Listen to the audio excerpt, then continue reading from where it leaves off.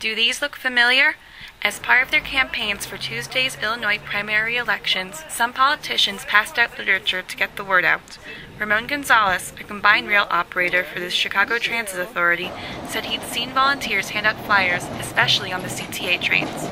For smaller offices, like the water reclamation and things like that, they had people passing out flyers.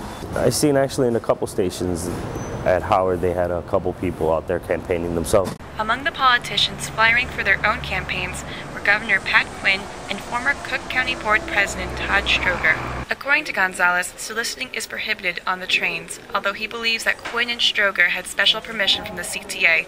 However, Gonzalez wasn't sure this strategy got them many votes. People seen it more as a nuisance. They weren't like starstruck or anything. They just kept passing them by. Gonzalez says that because the CTA runs hundreds of thousands of trains every day, flyering is effective because it can reach out to so many people. Edgewater resident Aaron Burton says the flyers helped him decide who to vote for. No, that make me vote for him, but it's, are you right? I vote for the right candidate.